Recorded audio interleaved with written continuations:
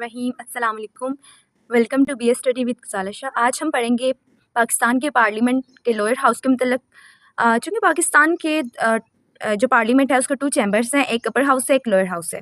जो upper house है उसको हम सेनेट कहते हैं एंड जो लोअर हाउस है वो नेशनल असेंबली है। ठीक है। The lower house of parliament in Pakistan is the national assembly which has the following detail.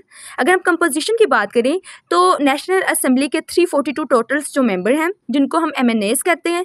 अब जो MNAs वो वाले मेंबर्स हैं जिनको हम डायरेक्टली अपनी वोट के थ्रू जो है अपनी कॉन्स्टिट्यूएंसी से इलेक्ट करते हैं।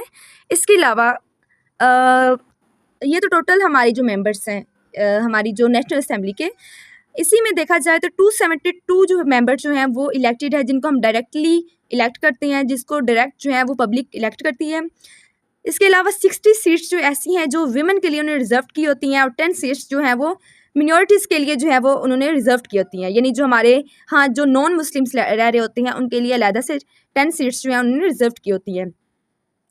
अगर हम नेशनल असेंबली के टेन्योर या इसके टर्म की बात करें तो इसके जो 5 ईयर्स इसकी टर्म है, 5 साल तक जो है एक मेंबर जो है इसमें कंटिन्यूली जो है वो अपना फंक्शन सरअंजाम दे सकता है। इसके अलावा अगर देखें एलिजिबिलिटी, यानी अगर आप इसका मेंबर बनना चाहते हैं एज अ कैंडिडेट, आपको किन किन चीज़ों पे जो है वो स्पेशलाइज होनी चाहिए, आप किस किस चीज़ पे जो है अबूर करते हों, कितने आप एलिजिबल हों, तो ये कुछ चीज़ें होती हैं यहाँ पे रिक्वायर की जाती हैं।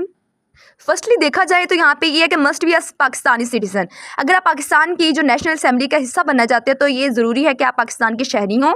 Must be at least 25 years old. अगर तो आप पाकिस्तान की लोअर हाउस का हिस्सा बनना चाहते हैं तो आपकी 25 साल उम्र होनी चाहिए, और अगर आप इसके अपर हाउस यानी जो सेनेट का हिस्सा बनना चाहते हैं तो कम से कम आपकी एज जो है वो 30 ईयर्स ओल्ड होनी चाहिए। इसके अलावा मस्ट मीट सर्टन जो एजुकेशन एंड मोरल रिक्वायरमेंट, जितनी भी उनकी अदर रिक्वायरमेंट्स होती है कि आपकी एजुकेशन कितनी होनी चाहिए, जो भी अदर मोरल रिक्वायरमेंट्स होती हैं, ये तमाम इन चीज़ों पे आपको अबूर होना चाहिए। ठीक है, आप इन तमाम चीज़ों को मीट करते हो। इसके अलावा कुछ फंक्शंस हैं हमारी नेशनल असेंबली के, कुछ काम जो सर अंजाम देती है। सबसे पहले जो है ये to represent the people of the Pakistan, यानी पाकिस्तान के जो लोग हैं उनको रिप्रेजेंट कौन करती है, ये रिप्रेजेंट करती है यानी जो नेशनल असेंबली है, क्योंकि ये हमारी रिप्रेजेंटेशन के लिए बनी हुई है। हाउस ऑफ रिप्रेजेंटेशन कहते हैं ना हम इसको, तो ये अवाम की रिप्रेजेंटेशन के लिए बनी है। To make laws for country, यानी जो कंट्री के लिए लॉज बनाना, ठीक है, ये भी नेशनल असेंबली का काम है। To approve the budget and financial plan, जितने भी बजट और फाइनेंशियल प्लान्स हैं इसको अप्रूव करना भी जो है हमारी हाउस ऑफ रिप्रेजेंटेटिव का काम है। To exercise parliamentary control over the executive branch, यानी जो हमारे एग्जेक्टिव ब्रांच है जिसमें हमारा प्राइम मिनिस्टर या अदर कैबिनेट्स के जो मिनिस्टर्स आ जाते हैं उन पर भी एक पार्लियामेंट्री कंट्रोल जो है उसको किया जाता है। वो किसके थ्रू, यानी दोनों हाउसेस करते हैं, तो इसका भी हाउस का काम है कि वो उस पर कंट्रोल रखे।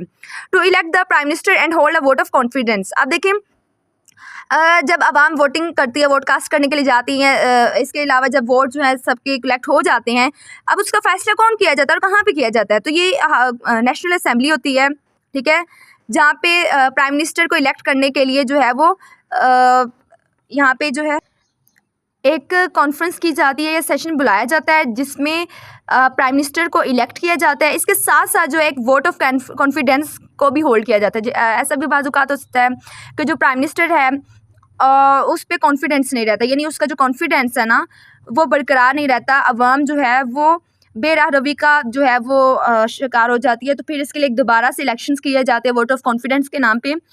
तो ये कौन करवाता है, ये जो नेशनल असेंबली करवाती है। इसके अलावा डिबेट और डिस्कस करना जो इंपॉर्टेंट नेशनल इश्यूज़ वगैरह हैं। नेशनल असेंबली के कुछ पावर्स हैं जैसे कि जो हमारा बिल वगैरह हो गए हैं, जब कोई भी कॉन्स्टिट्यूशन में अमेंडमेंट आती है तो ज़ाहिर बात है उसमें बिल जो है उसको पास करना, उसको अमेंड करना या फिर रिजेक्ट करना, तो ये तमाम काम जो होते हैं ये नेशनल असेंबली करती है। इसके अलावा टू अप्रूव प्रेसिडेंशियल अपॉइंटमेंट्स, यानी किसी प्रेसिडेंट को अपॉइंट करना, ये भी नेशनल असेंबली का काम है। To exercise parliamentary control over the executive, यही बात दोबारा आ गई है रिपीटली के जो एग्जेक्टिव है या प्राइम मिनिस्टर या अदर कैबिनेट्स के जो मिनिस्टर्स हैं उन पर जो कंट्रोल, पार्लियामेंट्री जो कंट्रोल है वो हमारी नेशनल असेंबली करती है। To investigate public concern through committees, यानी अब इसका भी ये होता है कि जितनी भी पब्लिक के कंसर्न्स क्या है, ठीक है, उसका ताल्लुक क्या है, उनके इंटरेस्ट क्या है, उसको इन्वेस्टिगेट भी करना कमेटीज़ के थ्रू, तो ये भी जो है हमारी नेशनल असेंबली का काम है। अगर हम बात करें लीडरशिप की तो फ़िलहाल की बात करें तो speaker of the national assembly जो करंटली है वो राजा परवेज़ अशरफ है। इसके साथ साथ जो डिप्टी स्पीकर है नेशनल असेंबली का करंटली देखें तो वो जाहिद अकरम दुरानी है, और जो लीडर ऑफ द हाउस है यानी जो हाउस ऑफ असेंबली का जो लीडर है वो शहबाज शरीफ है करंटली, और जो लीडर ऑफ द अपोजिशन है, अपोजिशन जो उसके अपोजिट खड़ा हुआ है वो है राजा रियाज अहमद ख़ान।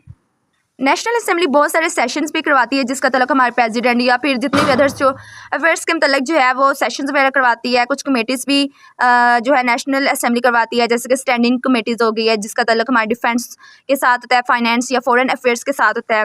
इसके अलावा फंक्शनल कमेटीज़ करवाती है, जैसे जो हमारी ह्यूमन राइट्स की बेस पे या विमेन की एम्पावरमेंट की बेस पे होता है। इसके अलावा जो स्पेशल कमेटीज़ होती हैं कुछ, जैसे पब्लिक अकाउंट कमेटी वगैरह, तो ये तमाम तरह की जो कमेटीज़ हैं इसको जो है वो हमारी नेशनल असेंबली जो है वो कंडक्ट जो है करवाती है। The national assembly is a vital institution in Pakistan. Pakistan parliamentary democracy representing the will of the people and shaping the country's laws and the policies. Simply इसका काम क्या है कि ये लॉज और पुलिसेस वगैरह को बनाना, उसको शेप करना, ठीक है। और खास करके जो फाइनेंशियल जितने भी हमारे अफेयर्स हैं उनको जो है होल्ड करना, ये सब कुछ जो है ना हमारी जो नेशनल असेंबली का काम है। ये हमारी नेशनल असेंबली जो है अगर स्ट्रॉन्ग हो तो हमारा जो पूरा मुल्क जो है वो भी बहुत ज़्यादा डेवलपमेंट की तरफ जो है वो चलता है, उसकी तरफ डेवलपमेंट की तरफ जाता है। लेकिन अगर यही कमज़ोर हो, इसके काम ही सही ना हो, तो फिर जो है हमारा जो कंट्री भी लेक की तरफ जाता है, ठीक है। अगर तो आपको मेरी वीडियो अच्छी लगे तो मुझे लाइक करें, सब्सक्राइब करें and please comment on my video. Thank you so much.